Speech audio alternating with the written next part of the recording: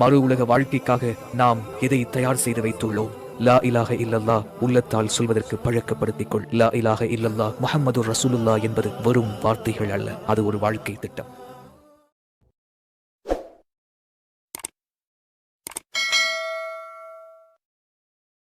அல்லாஹ்வுக்காக வேண்டி ஒருவரை நேசிக்க வேண்டும், அல்லாஹ்வுக்காக வேண்டி ஒருவரை வெறுக்க வேண்டும். ஒரு ஆளை நாம் நேசிப்பதாக இருந்தால் அது அல்லாஹ்வுக்காக வேண்டியே நேசிக்கணும். ஒரு ஆளிடம் நாம் வெறுப்போடு அவருடைய நட்பை, அவருடைய உறவை நாம் முறித்துக் கொள்வதாக இருந்தால் அதுவும் அல்லாஹ்வுக்காகவே இருக்க வேண்டும். அப்படியான ஒரு நிலை நம்முடைய வாழ்கிறோம். மூன்றாவது என்ன? ஷிர்க்குக்கு திரும்பி செல்வதை, இஸ்லாத்திற்கு வந்துவிட்டு எப்ப வேணாலும் இந்த தௌஹீதிலிருந்து வழிவிட்டு போய்விடலாம். ஷைத்தானுடைய பணி எவ்வளவு தூரம் இருக்கும் என்றால் நம்ம நினைச்சிடக்கூடாது நம்ம தௌஹீதை விளக்கிட்டோம் அப்படி என்று. கிடையாது. இப்ப விளங்கி இருக்கிறோம் அல்ஹம்துலில்லாஹ். இப்ப தௌஹீது இருக்கும் அல்ஹம்துலில்லாஹ். நம்முடைய ரூஹ் நம்முடைய தொண்டை குழியை அடையும் வரை இந்த ஏகத்துவத்திலேயே நினைத்தால் தான் ஈமான். எல்லாம் தொழுது முடிச்சாச்சு அப்படி சொல்லிட்டு விட்டுட்டு அல்லாஹ் இல்ல அப்படின்னு மறந்துட்டு அப்படி போயிட்டோம்னா என்ன ஆகும்? பலிகேடர்களாக போய்விடுவோம். அப்ப அப்படி ஒரு நிலை அல்லாஹ் பாதுகாக்கணும் ஏற்பட்டால், அந்த ஷிர்க்கை நாம் கண்டால் அதன் பக்கம் செல்வதை நெருப்பில் தங்களை தூக்கி போடுவது போன்று வெறுக்க வேண்டும். அப்ப மூன்று விஷயத்தை சொன்னார்கள். அல்லாஹ்வையும் அல்லாஹ்வுடைய தூதரையும் இந்த உலகத்தில் எல்லாரையும் விட அதிகமாக நேசிக்கணும். ஒருத்தரை நேசிப்பதாக இருந்தால் அல்லாஹ்வுக்காக வேண்டி, ஒருவரை வெறுப்பதாக இருந்தால் அதுவும் அல்லாஹ்வுக்காக வேண்டி, இணை கற்பிப்பின் பக்கம் செல்வதை தங்களை நெருப்பில் தூக்கி கொண்டு போய் போடுவது போன்று இருக்க வேண்டும். இந்த மூன்று காரியங்களும் யாரிடத்தில் வந்துவிட்டதோ அவர் அந்த ஈமானுடைய சுவையை உணர்வார். அப்படி நாம் உண்மையிலேயே உணர்ந்தால் இந்த செயல்பாடுகள் எல்லாம் நம்மிடத்தில் செய்யலாம். அப்படி நம்ம என்ன செய்யறதில்ல, அந்த அளவுக்கு நம்ம போறதில்லை. ஏன் நம்ம போறதில்லை சொல்லுங்க? இல்ல, நமக்கு தெரியதானே செய்யுது. இவ்வளவு வசனங்கள் தெரியுது, இவ்வளவு விஷயங்களை கேட்கிறோம், இவ்வளவு விஷயங்களை படிக்கிறோம், இவ்வளவு நாள் நம்ம நம்பி இருக்கிறோம். இருந்தாலும் ஏன் நமக்கு அதன் மீது என்னது நம்ம விட்ட மாட்டானே சைத்தான். ஏன்னு சொன்னா நம்முடைய உள்ளத்துல நம்ம சரியான முறையில உணர்ந்து பதிய வைப்பது கிடையாது. யதார்த்தங்களை புரிந்து கொள்வது கிடையாது. யதார்த்தம் என்ன? இந்த உலகத்துல ஒரு நாள் நம்ம மரணிக்க தான் போறோம். கண்டிப்பா மரணிச்சோம். யாருக்கா டவுட் இருக்கா? திருக்குர்ஆன் ஏராளமான வசனத்தில் சொல்லுகிறது. குல்லு நஃப்ஸின் தாயிகத்துல் மௌத் இதில் ஆரம்பிச்சு ஏகப்பட்ட வசனம் இருக்கு. எல்லாம் மௌத்தாகி விடுவீர்கள். ஒரு பக்கம் திருக்குர்ஆன் வசனம், இன்னொரு பக்கம் என்ன? கண் முன்னாடி பார்த்து கொண்டே இருக்கிறோம். நம்மளுடைய வயது முதிர்ந்தவர்கள், நம்மளுடைய இளமையானவர்கள், நம் கண் முன்னால் பிறக்கக்கூடிய குழந்தைகள், நாம் கேள்விப்படக்கூடிய பல செய்திகள், எல்லா செய்திகளும் மரணத்தை தழுவக்கூடிய செய்திகள் நிறைய பார்க்கிறோம். நம்ம இறந்துருவோம், நம்ம கண்டிப்பா தெரியுது. உலகத்துல எதுவும் நிலையில புரியுது. அப்படி இறந்துட்டோம்னு சொன்னா இஸ்லாம் சொல்லக்கூடிய மிகப்பெரிய ஒரு கருத்தை என்னன்னா, இந்த உலகத்தில் வாழ்வதற்காக நீங்க படைக்கப்படவே இல்லை. இந்த உலகம் ஒரு சோதனை கூடம் தான். இந்த உலகத்தில் ஆண்டு அனுபவிப்பதற்கு இஸ்லாம் சொல்லவே இல்லை. அல்லதி ஹலக்கல் மௌத வல் ஹயாத லியப்லுவக்கும் அய்யுக்கும் அஹ்ஸனு அமலா. உங்களுக்கு வாழ்வையும் மரணத்தையும் நாம் ஏற்படுத்தி இருப்பது உங்களில் சிறந்தவர்கள் யார் என்பதை சோதிப்பதற்குத்தான். அப்ப இந்த உலகத்தில் நிலையாக வாழ வேண்டும் அல்லது வாழ்க்கை இது என்று இஸ்லாம் ஒரு இடத்துல சொல்லல. அப்ப மரணத்திற்கு பின்னால் ஒரு வாழ்க்கையை நீங்க பார்க்கிறோம். குடிசையில் இருக்கின்றவனும் இறக்கின்றான், கோப கொட்டாரங்களில் இருப்பவனும் இறக்கின்றான், சாதாரண ஒரு சாமானிய மனிதனாக இருப்பவனும் இறந்து போய்விடுகின்றான், ஆட்சி அதிகாரத்தில் இருந்தவனும் இருக்கக்கூடியவனும் இறக்கக்கூடிய நிலையில் இருக்கின்றான். அப்ப எந்த இடத்துல இருந்தாலும் மௌத் என்பது நம்மளை கண்டிப்பாக அடைந்துவிடும். அதுக்கப்புறம் ஒரு வாழ்க்கை இருக்கு. இதான் யதார்த்தம், இதான் ரியல், இதான் ரியாலிட்டி. அப்ப இதை புரிந்து கொண்டா சரியான விதத்துல அங்க போய் நம்ம தோற்று போயிட்டா, இந்த மார்க்கம் கிடைத்திருந்து, இந்த நேரு வழியை நாம் அடைந்திருந்து மறுமையில போய் தோற்று போயிட்டா அதை யோசிக்க மாட்டோம். சும்மா கொஞ்ச நாள் இருக்கின்ற இந்த நிலையற்ற வாழ்க்கைக்காக குர்ஆனையும் ஹதீஸையும் புறந்தள்ளிவிட்டு நெருப்புக்கு மேல பறக்கக்கூடிய வெட்டுக்கிளிகள் போல நம்ம செஞ்சுட்டு இருக்கிறோம். பறந்து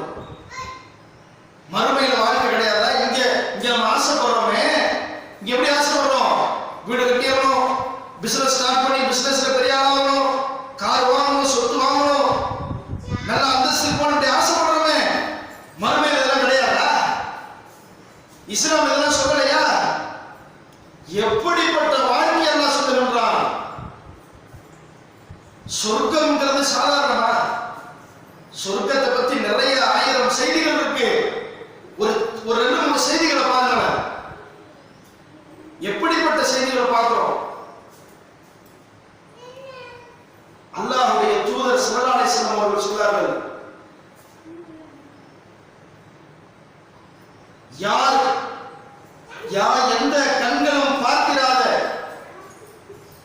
எந்த காதுகளும் கேட்டிராத, எந்த மனித கற்பனையிலும் உதித்திராத சொர்க்கத்தை அல்லாஹ் தஆலா தன்னுடைய அடியார்களுக்காக படைத்து வைத்திருக்கின்றான். வலா கத்தர அலா கல்பி பஷர், எந்த மனுஷ கற்பனையிலும் வச்சிருக்காரு. வலா உதுனும் சமியத், எந்த காதும் அதை கேட்டிருக்காரு, எந்த கண்களும் அதை பார்த்திருக்கார். மாலா உதுனும் ரைட், எந்த கண்களும் அதை பார்த்திருக்காது, எந்த காதும் கேட்டிருக்காது, எந்த மனித கற்பனையிலும் முதித்திராத சுவனம். அப்பேற்பட்ட சொர்க்கம் எப்படி இருக்கும்? சில ஆயத்துகளில் வருகிறது, தஜ்ரீமின் தஹத்தியல் அன்ஹார், தெளிந்த நீர் ஓடைகள் ஓடிக்கொண்டிருக்கும், பாலாறுகள் ஓடும், தேனாறுகள் ஓடும், மது ஆறுகள் ஓடும், நிறைய சோலைகள் நிறைந்த பகுதியா இருக்கும். சில செய்திகள் வந்து ஒரு மரம் இருக்கும், அந்த மரத்தினுடைய நிழலில் ஒரு வேகமாக ஓடக்கூடிய ஒரு குதிரை 100 ஆண்டுகள் பயணம் செய்யும். அதுல வீடு பார்க்கணுங்க, வெறும் தங்கத்தாலேயே வீடு கட்டப்பட்டிருக்கும். கற்பனை பண்ணி பார்த்து இங்க ஆசைப்படுறோம்ல, வெறும் தங்கத்தால், வெறும் வைடூரியத்தால் மாளிகை வீடு. நம்ம வீட்டுல சும்மா கோல்டுல அப்படியே ஒருத்தர் யாராவது ஏதாவது செஞ்சுட்டா அவங்க வீட்டுல கதவே கோல்டுல இருக்கும். சில அரபுகள் ஷேக்குகள் என்ன பண்ணிருப்பான், பயங்கரமா அந்த தங்கத்திலே எல்லாம் செய்திருப்பான். அந்த வாஷ் பேசின், க்ளோசெட் இதெல்லாம் கோல்டுல இருக்கும். இதை பார்த்து அப்படியே ஆச்சரியப்பட்டு போயிடுறோம். வெள்ளியினால் அந்த வீடு கட்டப்பட்டதா எப்படி இருக்கும்? செங்காங்களுக்கு பதில் வெள்ளி, மாணிக்க வைடூரியம், இதெல்லாம் குர்ஆன்ல இருக்கு. அப்ப இந்த சொர்க்கத்தை நாம் எந்த அளவுக்கு மனசுல நம்புறோம்? இந்த வறுமை வாழ்க்கை நம்ம இடத்துல சரியான முறையில பதியாததான் இந்த உலகத்துல கண்ண மூடி என்ன செஞ்சுட்டு இருக்கோம், பயணிச்சுட்டு இருக்கோம்.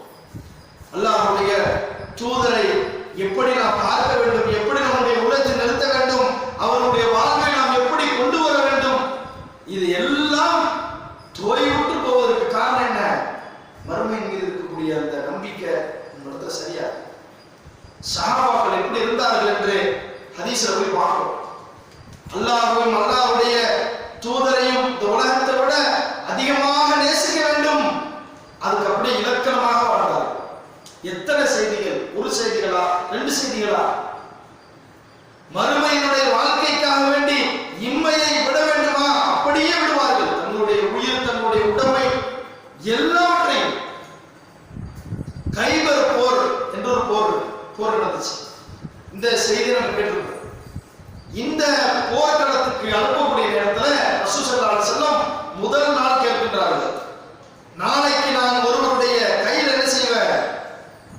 இந்த போருக்கான இஸ்லாமிய அடையாள கொடியை நான் கொடுப்பேன். அப்படி வாங்கக்கூடிய அந்த நபர் இருக்கிறாரே, அவர் அல்லாஹ்வை நேசிக்கின்றார், அவரையும் அல்லாஹ் நேசிக்கின்றான், அவர் வெற்றி பெறுவார். இந்த 3 செய்தியும் அல்லாஹ்வுடைய தூதர் அவர்கள் சொல்றார். நாளைக்கு நான் கொடுக்கக்கூடிய அந்த ஆளை பற்றி அடையாளமாக அப்படி சொல்றார். எல்லா சஹாபாக்களுக்கும் ஒற்றை ஆவல், நாளைக்கு நபி ஸல்லல்லாஹு அலைஹி வஸல்லம் யார் கையில அந்த போர்க்கொடியை கொடுப்பாங்க? ஏன்னா அல்லாஹ் அவர்களை நேசிக்கக்கூடியவர், அல்லாஹ்வும் அவரை நேசிக்கின்றான். வெற்றியாளர் என்று சொல்லப்படுகிறது. என் கையில் கொடுப்பாங்களா, என் கையில் கொடுப்பாங்களா என்று எல்லோரும் ஆவலோடு இருக்காங்க. நம்ம இன்னைக்கு அப்படி இருப்போமா? உயிரிலும் மேலான நபி ஸல்லல்லாஹு அலைஹி வஸல்லம் சொல்றோம்ல, நாளைக்கு நபிகள் நாயகம் ஸல்லல்லாஹு அலைஹி வஸல்லம் அவர்களை பற்றி ஒரு பேரணி மாவட்டம் தழுவி, நல்லவேளை இன்னைக்கே அறிவிப்பு செஞ்சுட்டாங்க, நாளைக்கு இங்க ஊர்ல இருக்க வேண்டாம், என்ன செஞ்சிடலாம், ஏதாவது வேலை இருக்குன்னு சொல்ல முதல் நாளே சொன்னதுனால அல்ஹம்துலில்லாஹ் நாளைக்கு எனக்கு கடலூர்ல வேலை இருக்கு அப்படின்னு இருக்கோம். இல்ல நம்மளால என்ன செய்வோம், இல்ல நாளைக்கு தவிர்க்க முடியாத முக்கியமான வேலை இருக்குன்றோம். இல்ல இன்னைக்கே சொல்லிட்டீங்கல்ல, அல்லாஹ் உங்களுக்கு அருள் செய்வான்னு நினைச்சுக்கிட்டு நம்ம ஸ்கிப் ஆயிடும். ஆனா சஹாபாக்கள் என்ன செய்றாங்க, நாளைக்கு அந்த போருடைய ரசூல் ஸல்லல்லாஹு அலைஹி வஸல்லம் கையில கொடுப்பன்னு சொல்றாங்க. அது யார் கையில கிடைக்கும் என்று ஆவலோடு போய் அன்றைய இரவை கழித்தார்கள். எல்லாரும் அவரோட இடத்தினால வராங்க. நம்ம அந்த மாதிரி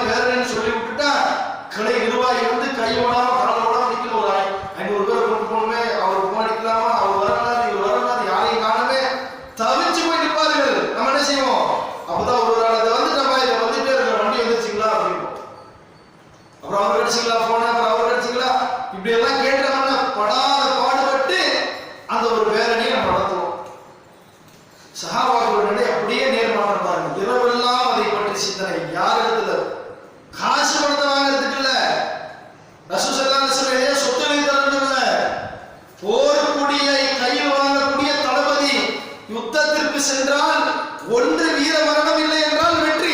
இஸ்லாமிய போர்க்களத்தில் ரெண்டே தான், ஒன்று ஷஹாதத் இல்லை என்றால் ஒன்று வீர மரணம், இன்னொன்று என்ன வெற்றி. இது இல்லாம பின்னுக்கு வந்த சரித்திரம் இருக்கா? கிடையாது. அப்ப ஒண்ணு இறந்துருவோம், இல்ல வெற்றியோடு வரும். இதை வாங்குறதுக்கு ஆசைப்படுவோமா? அந்த நபித்தோழர்கள் இதை பெறுவதற்கு ஆவலோடு இருந்தார்கள்.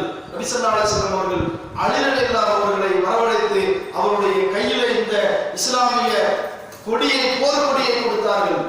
கொடுத்து ஒரு செய்தியை சொல்லுகின்றார்கள், அவர்களோடு நீ யுத்தம் செய், உன் மூலமாக ஒருவர் நேர்வழி பெற்றால் அரபு உலகத்தில் இருக்கக்கூடிய சிவந்த ஒட்டகங்களை விடவும் அது உனக்கு மேலானது என்று சொன்னார்கள். இப்ப சஹாபாக்களுடைய நிலை இப்படி இருக்கு. எதுல? அல்லாஹ்வுடைய தூதர் சொன்ன ஒரு கட்டளையை பின்பற்றுவதில் எந்த அளவுக்கு ஆர்வமா இருக்காங்க. நம்ம இன்னைக்கு அப்படி இருக்கோமா? நம்ம இன்னைக்கு அப்படி எத்தனை பேர் இருக்கிறோம் உண்மையான வாழ்க்கையில, தனிப்பட்ட வாழ்க்கையில? அது மாதிரி நபி ஸல்லல்லாஹு அலைஹி வஸல்லம் அவர்களிடத்துல ஒரு சஹாபி வந்து கேட்கின்றார், அல்லாஹ்வுடைய தூதரே, மறுமை நாள் எப்பொழுது வரும் என்று கேட்கிறார். உடனே நபி ஸல்லல்லாஹு அலைஹி வஸல்லம் கேட்கிறாங்க, அந்த மறுமைக்காக நீ எதை தயார்படுத்தி வச்சிருக்க? மறுமை எப்போன்னு கேட்கிறல்ல, மறுமைக்காக உன்னிடத்தில் என்ன இருக்கு? உடனே அவர் சொல்லுகின்றார், அல்லாஹ்வையும் அல்லாஹ்வுடைய தூதரையும் நான் எல்லாவற்றையும் விட நேசிக்கின்றேன். உடனே ரசூலுல்லாஹ் சொன்னாங்க, நீ அப்படி நேசித்தால் அவர்களோடு நீ நாளை மறுமையில் இருப்பாய். அடுத்த ரசூலுல்லாஹி ஸல்லல்லாஹு அலைஹி வஸல்லம் ஒரு தடவை அன்சாரிகளுக்கு மத்தியில சொல்றாங்க, என்னன்னு இது ஒரு பெரிய செய்தி, அதில் வரக்கூடிய ஒரு பாட்டை சொல்றார். நபிகள் நாயகம் ஸல்லல்லாஹு அலைஹி வஸல்லம் அன்சாரி தோழரிடத்துல கேட்கிறாங்க, என்ன கேட்கிறாங்க? ஏதாவது என்னிடத்துல கேளுங்களேன் என்று கேட்கிறார். ஏன் என்று சொன்னால், அன்சாரி தோழர்கள் அல்லாஹ்வுடைய தூதருக்காக அனைத்தையும் தாரவாத்து கொடுத்தவர்கள். முஹாஜிர்கள் மதீனாவிலிருந்து வரும்பொழுது இடம் வேண்டுமா இடம், ஏவாரம் வேண்டுமா ஏவாரம், மனைவி வேண்டுமா எங்களுடைய ஒரு மனைவியை தலாக் செய்கின்றோம், என்ன வேண்டுமானாலும் அன்சார் என்றால் உதவியாளர்கள் அத்தனை கொடுத்தாங்க. அதனால ரசூல் ஸல்லல்லாஹு அலைஹி வஸல்லம் கேட்கிறாங்க, என்னிடத்துல எதையாவது நீங்க கேளுங்களேன், உங்களுக்கு எது வேண்டாமா என்று. நம்மள்ட்ட இப்படி ஜமாத்து கூப்பிட்டு கேட்குது, ரொம்ப நாளா பொறுப்புல இருக்கீங்க, ரொம்ப இந்த தௌஹீதுக்காக உழைச்சிருக்கீங்க, ஏதாவது கேளுங்க, ஜமாத்துல உங்களுக்கு செஞ்சு கொடுக்கணும். நம்ம என்ன செய்வோம்? பை நமக்கு ரெக்கமெண்ட் பண்ணுங்க பை, கிளையிலேருந்து 5 பேர் தான் கேட்டுருக்காங்களா? நம்மளும் பழைய ஆளு தானே, நம்ம 1980 இருக்கிறோம், அங்க மர்கஸ் காலத்துல இருக்கிறோம், இல்ல நம்ம 80 சொல்றாங்கல்ல, 50 பேர் தமிழ்நாட்டில் இருக்கும்போது எங்க வாப்பாளா இருந்தாரு அப்படின்னு சொல்லுவோம். சஹாபாக்கள் அவங்களுடைய நிலையை பாருங்க, திருப்பி சொல்லுகிறார்கள், எங்களுக்கு ஒண்ணும் வேண்டாம் அல்லாஹ்வுடைய தூதரே, உங்களோடு நாளைக்கு சுவனத்திலும் நாங்கள் இருக்க வேண்டும் என்று சொல்கிறார்கள். அப்ப அதை கேட்கக்கூடிய நேரத்தில் நபி ஸல்லல்லாஹு அலைஹி வஸல்லம் நல்லா இருக்கிறாங்கன்னு அர்த்தம். ஓரளவுக்கு ரசூல் ஸல்லல்லாஹு அலைஹி வஸல்லம் அந்த ஆரம்ப நிலையெல்லாம் தாண்டி ஒரு கெப்பாசிட்டியில இருக்கிறாங்க, உடனே புரிஞ்சிக்க முடியும். ஏதாவது கேளுங்கன்னா என்ன அர்த்தம்? இல்லை எல்லாருக்கும் ஒட்டகத்தை ஓட்டி ஒரு ஆட்சியாளர் இருக்கிற முறையில கஷ்டப்படக்கூடிய மக்களுக்கு ஒட்டகங்களையும் ஆடுகளையும் தானியங்களையும் அவர் அதாவது கடனாக ஒரு மையத்தில் வந்தால் அதை அடைத்து தொழில் நடத்தக்கூடிய ஒரு ஜனாதிபதியாக, ஒரு ஆட்சித் தலைவராக, ஒரு நபியாக இருக்கக்கூடிய ரசூலுல்லாஹி ஸல்லல்லாஹு அலைஹி வஸல்லம் இந்த வார்த்தையை கேட்டு நம்ம என்ன கேட்போம்? எனக்கு அப்படி எமனி பக்கத்துல எதையாவது ஒரு பொறுப்பு போட்டு கொடுங்க, நான் பாத்துக்கிறேன், ஆளுநரா என்ன அனுப்புங்க, இல்ல கொஞ்சம் ஒட்டகத்தை நிறைய கொடுத்தீங்கன்னா நான் என்னுடைய குழந்தை பார்த்துப்பேன், இப்படிலாம் கேட்கல. திருப்பி கேட்கின்றார்கள், உங்களோடு நாங்கள் மறுமையில் சுவனத்தில் இருக்க வேண்டும். உடனே நபி ஸல்லல்லாஹு அலைஹி வஸல்லம் திருப்பி சொல்லுகிறார்கள், நீங்கள் அதிகமாக வணக்கம் செலுத்துங்கள், அதிகமாக தொழுகையை நிலைநாட்டுங்கள், தொழுது எனக்கு நீங்கள் உதவி செய்யுங்கள் என்று சொல்கிறார். தொழுது உதவி செய்யணும் என்ன அர்த்தம்? என்னோட இருக்கிறேன்னு நினைக்கிறேன், நான் மட்டும் நினைச்சுட்டு அது முடியாதுன்னு அது அர்த்தம் இருக்கு. நீ என்ன செய்ய? தொழுகையாளியாக இரு. தொழுகையாளியாக நாம் இருப்பதை இன்னொரு புறத்தில் யோசித்தால் அல்லாஹ்வுடைய தூதரோடு நாம் சுவனத்தில் பயணிக்கலாம். ஏன்? அல்லாஹ்வுடைய தூதர் ஒரு சஹாபி கேட்டப்ப இதைதான் பதிலாக சொல்றாங்க. எதை? நீ தொழுது அதிகமாக தொழுது கொண்டு என்னோட இருப்பாய் என்று சொன்னார். இன்னைக்கு நம்ம அதிகமாக தொழுகிறோம்னா, தொழுகிற ஒன்றுதான் இருக்கிறது நமக்கு ரொம்ப கஷ்டம். நமக்கு பாக்கி எல்லாமே ஒரு செல்ஃபா கேள்வி கேட்டு பாருங்க. சாப்பிடும் போது உடம்பு கிடையாது, எங்கேயாவது பிரயாணத்துல போனா உடம்பு கிடையாது, கடை தெருவுல நின்று டீ கடையில பேசணுமா உடம்பு கிடையாது, வீட்டுல வீட்டுல அமர்ந்து ஆண்களும் பெண்களும் குடும்பத்தார்களும் வீணாக எதையாவது பேச வேண்டுமா, எல்லா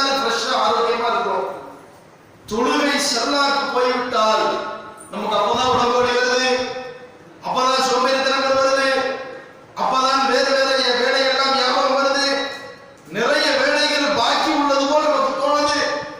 எல்லா அசட்டைகளும் இந்த தொழுகை நமக்கு வருதா இல்லையா? நபிகள் நாயகம் ஸல்லல்லாஹு அலைஹி வஸல்லம் அவர்களை பின்பற்றக்கூடிய நாம் அவர்கள் இந்த தொழுகையை எப்படி பார்த்தார்கள்? பெண்களும் தொழுகையும் எனக்கு கண்களுக்கு குளிர்ச்சியான செய்தி என்று சொன்னார்கள். பெண்களை எதற்காக சொன்னார்கள் என்றால், அரபு சமுதாயத்தில் அன்றைக்கு பெண் பிள்ளைகள் பிறந்தால் அவமானம் என்று கருதப்பட்டது. உயிரோடு குழி தோண்டி போட்டு புதைத்த ஒரு கலாச்சாரத்திற்கு மத்தியில் பெண்களை நேசித்தவர்களாக, பெண் சமூகத்தை விரும்பியவர்களாக அல்லாஹ்வுடைய தூதர் அவர்கள் சொன்னார்கள், பெண் குழந்தைகளும் தொழுகையும் எனக்கு கண் குளிர்ச்சி என்று சொன்னார்கள். இன்னைக்கு நமக்கு மன கஷ்டம் இருக்கும் பொழுது நம்ம தொழுகிறோமா? நம்ம அல்லாஹ்விடத்தில் நெருங்கி உதவி தேடுறோமா? எத்தனை பேருக்கு இந்த தொழுகை பிடித்திருக்கிறது? இப்ப ஒரு சிம்பிள் கேள்விய எல்லாரும் மனசுல கை வச்சு கேட்டு பார்ப்போம். நான் தஹஜ்ஜத் தொழுது எத்தனை நாள் ஆச்சு? கடமையான தொழுகையை தாண்டி ரொம்ப பேருக்கு அல்லாஹ் பாதுகாக்கணும், போன ரமலான்ல மர்கஸ்ல தொழுதுச்சு அப்படின்னு. சில சமூகத்துக்கு அப்படி இருக்கும், இல்ல போன மாசம் ஒரு மனசு ஒரு சங்கடத்துல ஒரு பிரச்சனை இருக்கும்போது தஹஜ்ஜத் எந்திரிச்சு தொழுதோம் அப்படின்னு இருக்கும். யாராவது நம்ம இடத்துல எவ்வளவு பெயர் நான் கடந்த வெள்ளிக்கிழமைக்கு பிறகு இப்ப தொழுதுக்கிறேன், இப்ப தொழுதும் ஒரு வாரம் இருக்கும் அப்படின்னு சொல்லக்கூடிய நிலை இருக்கா? அப்ப தொழுகையில பிடிக்கலங்கிறத சொல்லாமல் நம்முடைய செயல்பாடுகள் காட்டுகிறது. அது நமக்கு விருப்பமானதாக இல்லை. ஒரு இடத்துல பேசுற மாதிரி, ஒரு நிகழ்ச்சியில கலந்து கொள்ற மாதிரி, ஒரு பிரயாணங்களை போவது மாதிரி, நம்ம நண்பர்களை சந்திப்பது மாதிரி, சொந்த பந்தங்களோடு உட்கார்ந்து சாப்பிடுவது மாதிரி, இதில் இருக்கக்கூடிய இன்பங்கள் போன்று, ஆர்வங்கள் போன்று, அதுக்கு ஆசைப்படக்கூடியது போன்று தொழுகைக்கு கிடையாது. அப்படி தொழுகைக்கு இருந்தா நமக்கு எப்படி இருக்கும்? பரலான தொழுகைகள் போக அல்லாஹ்வுக்கு சஜ்தா செய்வது நமக்கு விருப்பமானதாக இருக்கும். அப்ப எப்படி நம்ம ரசூல் ஸல்லல்லாஹு அலைஹி வஸல்லம் அவருடைய வழியை பின்பற்றுறோம், அவர்களை மேலாக நேசிக்கின்றோம் என்று சொல்வதெல்லாம் வாய் பதார்த்தங்களை தவிர உண்மையான வாழ்க்கையில் அது இல்லை. உண்மையிலே நமக்கு ஒரு ஆளை பிடிச்சா, நீங்க உதாரணமா யோசிச்சு பார்க்கலாம், அவர் பத்தியே நம்ம பேசிட்டு இருக்கோம். சும்மா நீங்க உலகத்தில் பாருங்களேன், ஒரு அரசியல் கட்சியை ஒருத்தருக்கு பிடிக்கும், அவ்வளவுதான். அவன் அந்த தலைவரை பத்தியே பேசிட்டு இருப்பான். சும்மா பார்க்குற இடத்துல என்ன பேசுவான், எங்க ஆட்சியில தான் செய்ய படிச்சிருப்பான். என்னடா அவர் செஞ்சார்? அவர் ஒண்ணும் கிடையாது, அவர் விருப்பத்துக்குரிய ஒரு தலைவர் தான் இருப்பார். அவரு மௌத்தாகி ஒரு 30 வருஷம் 40 வருஷம் கூட ஆகும். அதை ஞாபகப்படுத்தி சொல்வார்கள். ஏன்னா அவருக்கு விருப்பமாக அந்த செய்தி இருக்கு. நமக்கு விருப்பமானவர்களை பற்றி எல்லா இடத்திலும் நம்ம பேசுவோம். இதான் உலகத்தில் இருக்கு. அப்ப நபிகள் நாயகம் ஸல்லல்லாஹு அலைஹி வஸல்லம் அவர்களை உயிரை விட மேலாக நேசிக்கின்றோம் என்று சொன்னால், நம்ம எந்த அளவிற்கு அவர்களை பற்றி நம்முடைய உள்ளத்துல, நம்முடைய செயல்கள்ல, நம்முடைய பேச்சுக்கள்ல, நம்முடைய நடைமுறைகளை நாம் கொண்டு வந்திருக்கணும். அப்ப இதை யோசிச்சு பாருங்க. நம்ம ஆர்ப்பாட்ட களத்துல கத்துவதும் ஆர்ப்பரிப்பதும் மட்டும் உயிரை விட மேலானவர் என்பது ஆகாது. நம்முடைய செயல்பாடுகளில் அதை நாம் காமிக்க வேண்டும். அதே மாதிரி நபிகள் நாயகம் ஸல்லல்லாஹு அலைஹி வஸல்லம் அவர்கள் சொன்னார்கள், நீங்கள் சுமணத்தில் என்னோடு இப்படி இணைந்திருப்பதற்கு விரல்களை சேர்த்து காண்பித்தார்கள், நடுவிரலையும் சுண்டு விரலையும் இணைத்து காண்பித்தார்கள். அனாதைகளை யார் பராமரிக்கின்றார்களோ அவர்கள் என்னோடு சுமணத்தில் இப்படி இணைந்திருப்பார்கள்.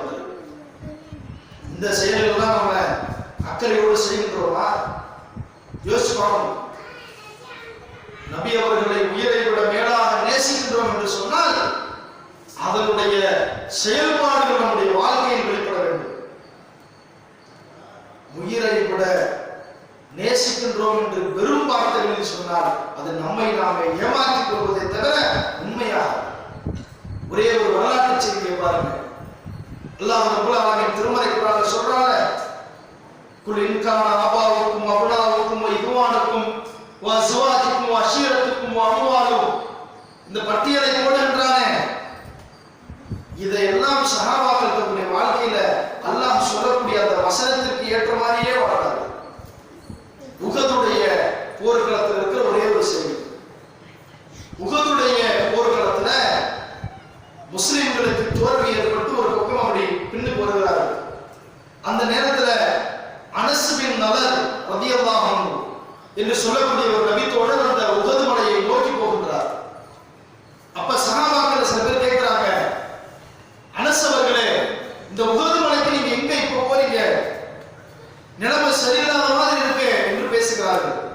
அனஸ் அவர்கள் பதில் பாருங்க, சுவனத்தினுடைய வாடையை உஹது மலைக்கு பின்னால் நான் நுகருகிறேன் என்று சொல்லிவிட்டு போர்க்களத்திற்கு உள்ளே சென்று ஷஹீதாகிறார். கடைசியாக அவருடைய சகோதரி வந்து விரலை அடையாளமிட்டு இது என்னுடைய சகோதரர் அனஸ் பின் நலர் என்று சொல்லுகிறார்கள். 70க்கும் மேற்பட்ட வெட்டுக்காயங்களோடு உயிர் நீத்தார்கள் என்ற செய்தி பதியப்பட்டிருக்கிறது. 70 காயம் உடம்புல. நீ அப்படி நம்ம நினைச்சு பார்த்தா நம்ம என்ன செஞ்சிருவோம்? 70 காயங்களை மேற்கொண்டு ஷஹீதாக இருக்கிறார். அவர் சொன்ன வார்த்தை என்ன? உஹது மலைக்கு பின்னால் சுவனத்தினுடைய வாடையை நான் நுகருகின்றேன். ஏன் அந்த சஹாபி அப்படி செய்தார் என்றால், தன்னுடைய உயிரை விட, இந்த உலகத்தில் தான் நேசிக்கக்கூடியதை விட, இந்த உலகை வாழ்வை விடவும் அல்லாஹ்வுடைய தூதரும் அல்லாஹ்வும் அல்லாஹ்வுடைய மார்க்கமும் அவருக்கு பெரிதாக இருந்தது. அதுதான் உண்மை. அப்படிதான் அவர்கள் செய்தார்கள். பொருளாதாரம் வேணுமா? அப்படி அல்லாஹ்வை பாதுகாப்பார். உயிர் வேண்டுமா? எந்த நிமிடத்திலும் அல்லாஹ்வுடைய தூதர் அவர்கள் கை காமித்தால் தங்களுடைய உயிர்களை துச்சமாக நினைத்தார்கள். இன்னைக்கு நம்ம அப்படி இல்லை. தாய் என்று வந்து விட்டால் ஒரு பக்கம் பின்னால போறோம். தகப்பன் என்று வந்தால் மார்க்கத்தை பின்பற்றுவதில் கொஞ்சம் பேர் போயிடுறோம். ஊர் என்று வந்தால் அதுல கொஞ்சம் பேர் கலந்துக்கிறோம். சொந்தம் சுயநலம் பாதிக்கும் என்றால் அதுல கொஞ்சம் பேர் கலந்து போறோம். அப்ப எல்லாத்தையும் நாம் ஒன்று சேர்ந்து யோசித்து பார்த்தால் என்னையும் என்னை சார்ந்தவர்களையும் பாதிக்காத அளவிற்கு எது இஸ்லாமா இருக்குமோ அதை மட்டும் நாங்கள் கடைபிடித்து போவோம். அவ்வளவு தூரத்துக்கு நம்ம நேசிப்போம். அது மட்டும் போதும் என்று நினைக்கின்றோம். இப்படி நினைத்தால் அது நம்மை நாமே என்னது ஏமாற்றிக் கொள்வது. அல்லாஹ்வுடைய நேசம் நமக்கு கிடைக்காது.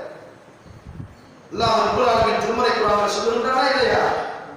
குல், நபியே, இந்த மக்களிடத்தில் நீங்கள் சொல்லுங்கள், இன் குன்தும் துஹிப்பூன அல்லாஹ், அல்லாஹ் உங்களை நேசிக்க வேண்டுமா?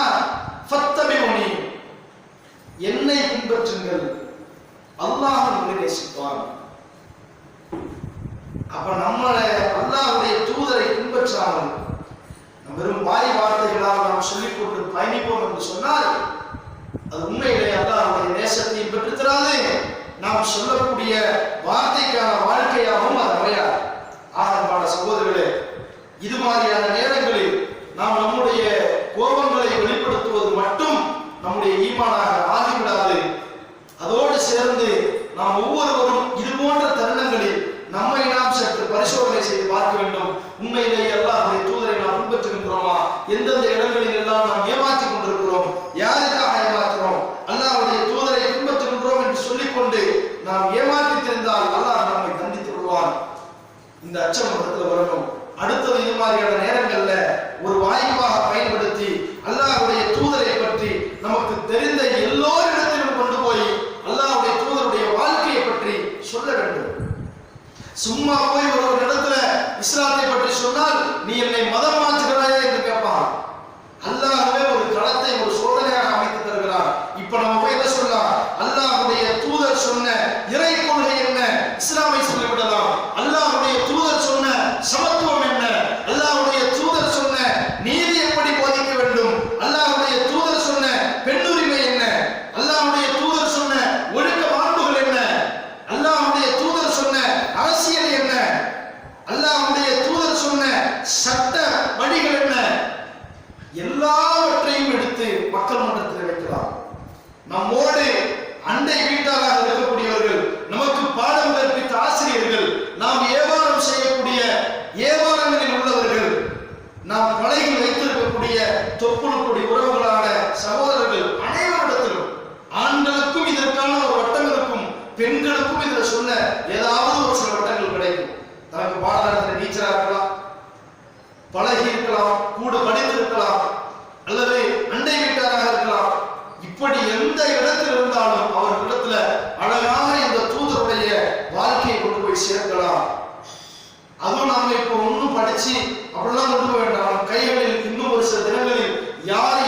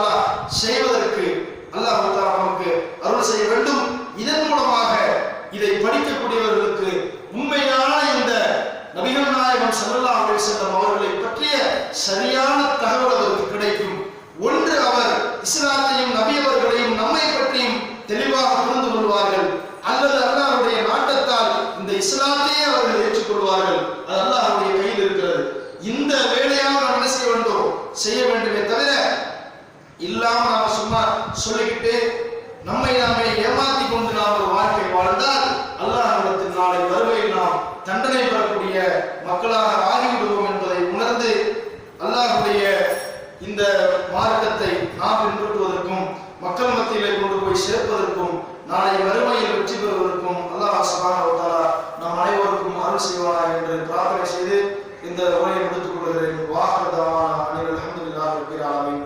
அஸ்ஸலாமு அலைக்கும் வரஹ்மத்துல்லாஹி வபரகாத்துஹு.